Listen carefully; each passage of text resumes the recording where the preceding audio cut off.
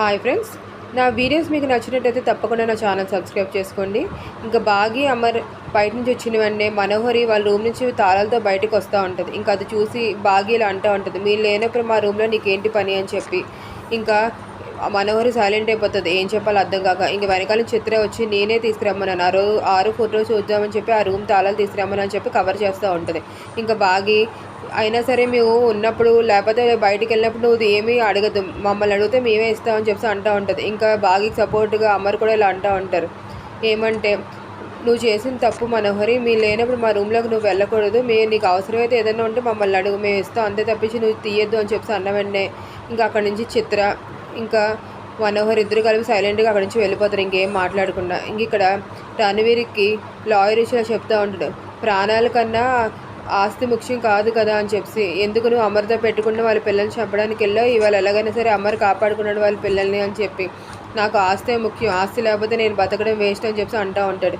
కొన్ని రోజులు బట్టి కోల్కతా నుంచి నీ గురించి ఫోన్ వస్తుంది అని చెప్పి అన్న వెంటనే లాయర్ ఫాస్ట్గా వెళ్ళి పరిగెట్టుకొని ఇంకా రణవీర్ వెళ్తాడు ఆ ఫోన్ తీసుకోవడానికి అని చెప్పి. ఇంక వెళ్ళినప్పటికీ ఆ ఫోన్లో ఇంకా వార్డెన్ చెప్తూ ఉంటుంది, అనాథాశ్రయం ఆవిడ ఇలాగా నన్ను ఏమంటే, రణవీర్ గారు మీ కూతుర్ని తీసుకుంది ఇంకెవరో కాదు అమరేంద్ర అరుంధతి అండి అని చెప్పి. ఇంకా షాక్ అయిపోతాడు రణవీర్, ఇన్ని రోజులు బట్టి నేను వెతుకుతున్నాను తెలుసు కూడా అమర్ ఎందుకు నాకు నిజం చెప్పలేదు అని చెప్పి, అందుకేనే నేను ఇన్నిసార్లు ఏం చేసినా సరే ఏం అనకుండా ఉన్నాడు అని చెప్పి అనుకుంటూ ఉంటాడు ఇంకా రణవీర్. ఇంక ఇక్కడ చూస్తే చిత్ర తెగ ప్లాన్ చేస్తూ ఉంటుంది, ఎలాగైనా సరే వినోద్కి దగ్గర అవ్వాలి, లేకపోతే నాకు ఇంటి మీద హక్కు రాదు, తన వినోద్ కూడా నా మాట విండు అని చెప్పి ఇంకా మనోహరిని అడుగుతూ ఉంటుంది ఏం చేయాలని చెప్పి.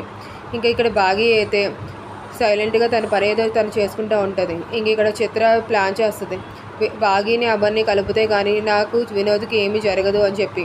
ఇంకా అప్పుడు అనుకుంటూ ఉంటుంది, బాగి దగ్గరికి వచ్చి, నువ్వు బావగారు బాగానే ఉంటారు కదా, ఇద్దరు కలిసే ఉంటారు కదా బాగా ప్రేమతోనే, నువ్వు బావగారు కలుస్తేనే కదా మేము కలవగలం అని చెప్పి అంటూ ఉంటుంది చిత్ర. అమర్ గారు నాతో చాలా బాగానే ఉంటారు, మీ ఇద్దరం బాగానే ఉంటున్నాం అని చెప్పి అంటూ ఉంటుంది. అది కాదు నీకు చెప్పింది అర్థం అవ్వట్లేదు అని చెప్పి ఇంకా బాగిని బాగా రెడీ చేసి ఇలా చెప్తూ ఉంటుంది, మీరిద్దరూ కలుస్తేనే నేను వినోద్ కూడా ఒకటవగలం అని చెప్పేసి బాగిని రెడీ చేస్తూ ఉంటుంది. ఇదంతా బయట నుంచి చూస్తున్న మనోహరికి బాగా కోపం వచ్చేస్తూ ఉంటుంది, ఇదేంటి బాగిని ఎంకరేజ్ చేసి పంపిస్తుంది అమర్ దగ్గరికి అని చెప్పి.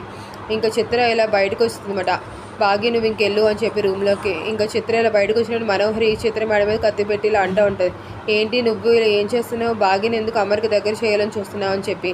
ఇంకా ఇప్పుడు నేను అంటుంది చిత్ర, నేను ఇప్పుడు బాగిని అమర్కి దగ్గర చేయకపోతే నేను వినోద్ కలవలేం, అలా కలవలేకపోతే నేను ఇంటి మీద పట్టు సాధించలేను, ఇంక వినోద్ కూడా నా మాట విండు, అందుకని చెప్పే ముందు బాగిని అమర్ని దగ్గర చేస్తే మీ ఇద్దరం కూడా ఒకటవగలం అని చెప్పి అంటూ ఉంటుంది చిత్ర. ఇంక ఏమి చేసేది ఏమీ లేక మనోహర్ సైలెంట్ అయిపోతుంది. ఇంక ఇక్కడ బాగా రెడీ అయ్యి ఇంకా బాగి రూమ్లోకి వెళ్తుంది అమర్ దగ్గరికి.